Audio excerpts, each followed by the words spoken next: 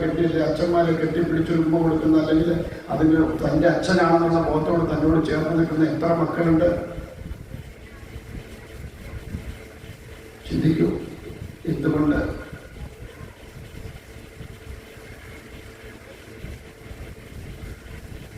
അതുകൊണ്ട് ഇനിയെങ്കിലും നമ്മളൊന്ന് ശ്രദ്ധ കൊടുത്തില്ലെങ്കിൽ നമ്മുടെ കുഞ്ഞുങ്ങൾ വഴിയാധാരായി പോകും. ഞങ്ങൾക്കൊക്കെ പറഞ്ഞു തരാനേ പറ്റും. നിങ്ങളെ ഒന്നും കൈപിടിച്ചൊന്നും ചെയ്യിക്കാൻ നമ്മളെ കൊണ്ടാവില്ല. നമ്മളെ കൊണ്ടുള്ളവർക്ക് അറിയുന്ന കാര്യങ്ങൾ പകർന്നു തരാനേ പറ്റും. അതിനെ സ്വായത്തമാക്കേണ്ടതും അതിനെ ജീവിതത്തിലേക്ക് പകർത്തേണ്ടതും നിങ്ങൾ ഓരോരുത്തരും അല്ലേ? കൊണ്ട് കുറേയൊക്കെ ശ്രദ്ധിച്ച വലിയ കുഴപ്പമൊന്നുമില്ലാതെ നമ്മുടെ കുഞ്ഞുങ്ങൾ ഈ ഭൂമുഖത്ത് ജീവിക്കും. ആ സംസ്കാരത്തെ ഉൾക്കൊണ്ട് നമ്മുടെ കുഞ്ഞുങ്ങളെ ക്ഷേത്രത്തിൽ കൊണ്ടുവന്നാൽ എങ്ങനെ തൊഴണമെന്ന് പോലും അതിലോട്ടറിയാം. നമുക്കും അറിയില്ല. അതാണ് കഷ്ടം. നമുക്കും ഒരു ക്ഷേത്രത്തിൽ വന്നാൽ എന്താ ചെയ്യേണ്ടതെന്ന് നമുക്കും അറിയില്ല.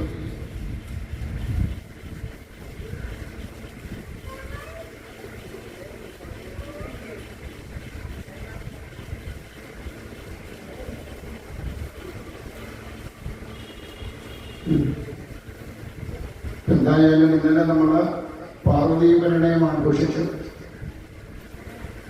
മഹാദേവനും ഭഗവതിയും കൂടി ഒന്നായ നിമിഷം തന്റെ ശക്തിയായിരിക്കുന്ന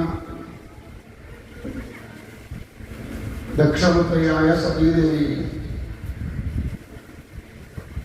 തന്റെ ദേഹത്തെ ഹരിച്ചു കഴിഞ്ഞപ്പോൾ ശക്തി നഷ്ടപ്പെട്ട മഹാദേവൻ പൂർണ്ണമായിട്ടും ധ്യാനനിമഗ്നനായി. ശിവൻ ധ്യാനത്തിലായാൽ പ്രപഞ്ചത്തിലൊന്നും മിച്ചം ഉണ്ടാവില്ല എന്നാണ് പറയുക. കാരണം ശിവനാണ് സർവത്തിനും ഊർജമായിട്ട് നിൽക്കുന്നത്. അപ്പോൾ അങ്ങനെയുള്ള ശിവൻ ധ്യാനത്തിലേക്ക് പോയാൽ കർമ്മ നിരതനല്ലാതെയായാൽ കർമ്മങ്ങൾ നടക്കാതെ വരും. അപ്പൊ അതുകൊണ്ട് തന്നെ ആ ശിവനെ കർമ്മനിരതനാക്കുക എന്നത്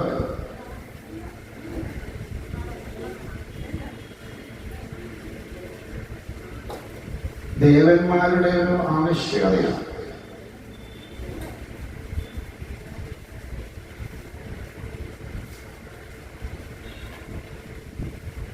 അപ്പൊ അതുകൊണ്ട് തന്നെ ശക്തിസ്വരൂപിണിയായിരിക്കുന്ന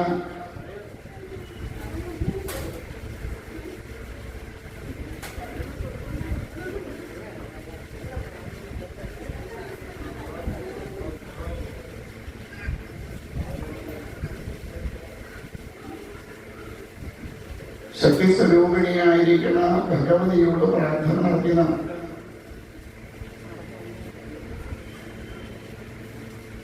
ആ ശക്തി സ്വരൂപിണി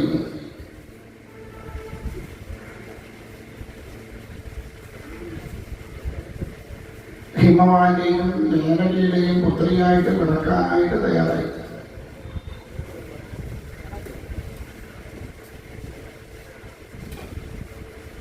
കാലങ്ങളോളം ഭഗവതിയെ തപം ചെയ്ത മേനയും ഹിമവാനും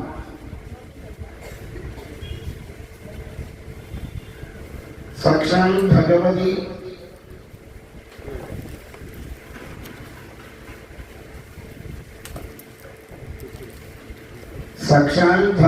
തനിക്ക് പുത്രിയായി വരണം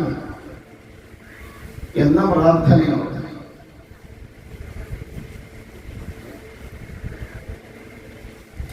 നമ്മളൊക്കെ എല്ലാവരുടെയും ശ്രദ്ധ അങ്ങോട്ട് പോയില്ലേ?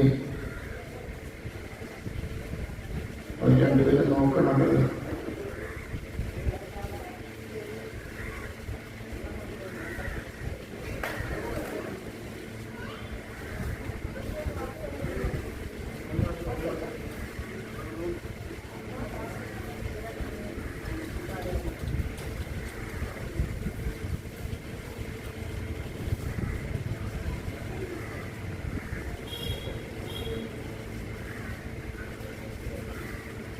ചൂടുള്ള